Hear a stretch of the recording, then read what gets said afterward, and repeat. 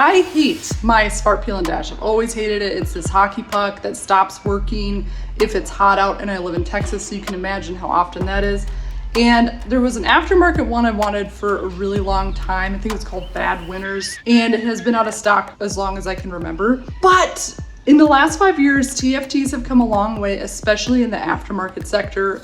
And I kind of feel like a grandma that everybody else has a 5-inch full color TFT and I don't. So when Aoocci reached out to me and asked if I wanted to test, give an honest review on their aftermarket dash, I said absolutely. So whatever you have is probably a significant upgrade to what I have now. I'm curious to check it out. We're gonna install it real quick. I made it fast, and then we're gonna go take it for a quick test ride, which I have not done yet. First things first, get the mounting bracket screwed on there nice and tight. Comes with a micro SD card for all the recording, and it's super secure on the bottom of the screen. That goes right in there. This happened 1,000 times. Slippery fingertips. The cable management was great. Everything was labeled and it was so neatly packaged. Next, pop the seat off this bad boy. Let's see how dirty it is under there. Oh, remember this? It was like 1,000,000 years ago that Jake and I installed a tune on there. Don't get mad at me, Am, for using that. Accessory port, shout out Husqvarna, so nice. Also Aoocci came with the cable. These were super easy to install. It's almost like the Smart Peelin was made to have cameras installed on the front and back. They're still there, by the way. Little me from the future. Oh yeah, get that lens tape off of there. Oh, look at this. Fits so nicely inside the Smart Peelin, eerily so. Did the front camera jammer. By the way, the dot goes at 12 o'clock. And I had these super secure cable connectors. Just gotta line up the teeny little pins in there and tighten it up, get it nice and tight. Oh, another one. Yeah, look at that. There's a lot of them. Boom, done. Easy, super easy. Then it came with tire pressure sensors that you just screw on. Comes with like a reverse nut. Reverse nut. Oh well. Boom, I had one zip tie. That's all it needed. So easy. I love naked bikes. My God, my tires were so low. It was honestly horrifying.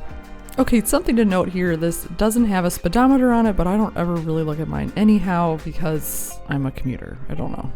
I can tell how fast I'm going on a Smart Peelin 701 pretty easily. And in Texas, nobody's really watching anyhow.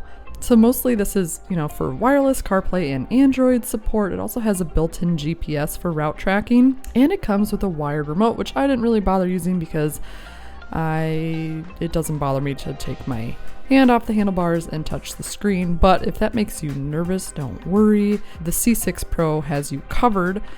All right, so I've just installed this. It was super easy. It took like 30 minutes. Cable management was not terrible. I did install the tire pressure sensors. They're not working. I did believe that this was 15 because I haven't checked my tires in so long, but it still says 15.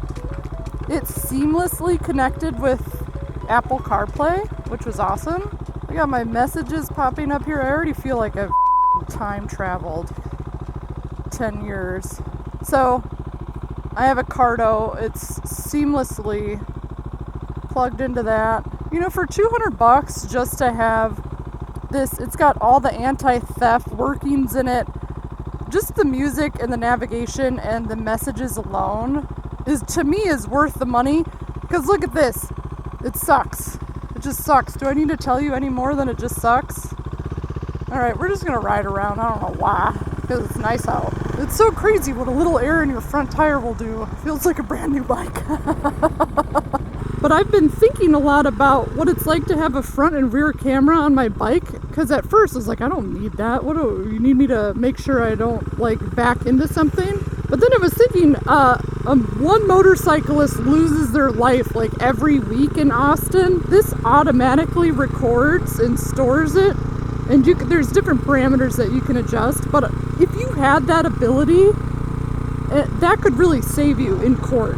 And that's almost worth it in our highway-dependent nation that hates motorcyclists in general, and we die frequently on the road.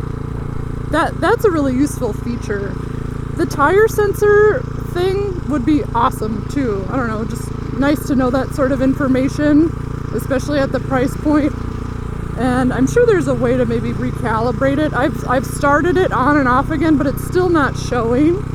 But so far so good. So far I was worried about trying to mount a dash on here, but the clamp that it comes with is pretty nice. It sticks out a nice way, so it doesn't really impede function at all. Like I said, easy cable management. I love owning a naked bike. It's like one of the reasons why I will probably only ever own naked bikes. So I don't know, for $200, having those features, especially like, let's say if you're about to go on like a long road trip, I would 100% get this before going. It's gonna be safer than putting your phone on a mountain. You know, if your phone flies off, which I've had renters whose phones flew off, you know, or if it starts raining, this is a lot easier to see. It's all waterproof, and if something happens, like let's say you crash off-road and your phone goes flying, like that sucks. So to have that secured in a zipper pocket or something versus on your dash, I think is like a big deal. I'm really kind of impressed. I like how it looks. I like how quickly it paired with my phone. Cardo, there was no issues like at all. Like Bad Religion started playing instantly. And that's what you need when you're trying to ride a motorcycle, especially if you're going on a trip or something. The less things that could go wrong, the better. Less things you have to connect.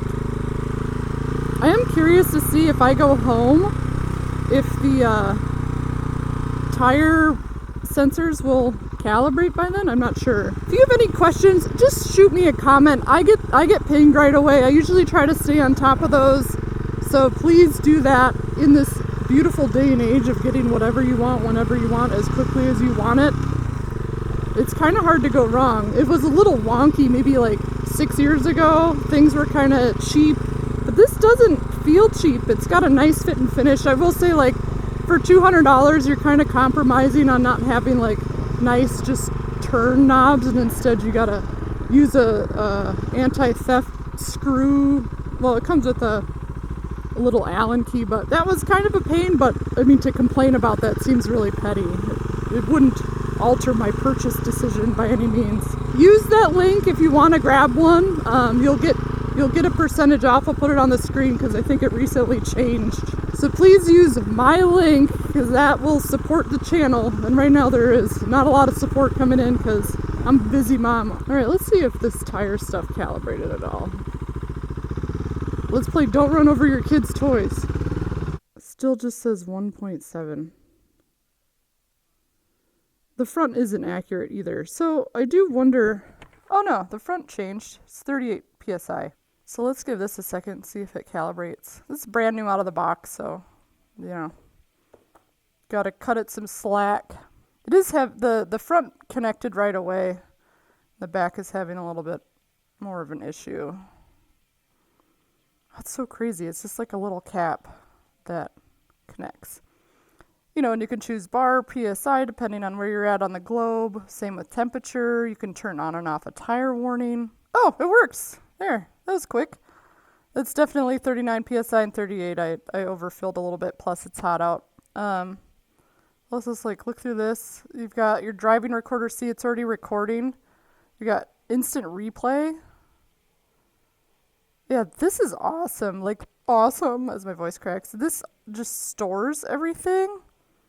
So let's see if we can go back. Is this my ride? Let's find this out together. Dude, yeah, that is so sick. This, if you live in a city like Austin where we're losing fellow bikers frequently, this is awesome. This seems really important. And I think it was like 60 some gigs. That's huge. This is cool. Or maybe, you know, maybe you do a massive wipeout on a track or something on your ADV bike and you just want to save it for your memory. That's so cool. This is plug and play. 5 out of 5. I've changed it. 5 out of 5 now that I can see my PSI. And also, like, just to connect your phone, all you do is connect this. Boom. And then you're in there. You can read your messages. Hit me up if you've got any questions. Be sure to use the link down below and get yours, like now.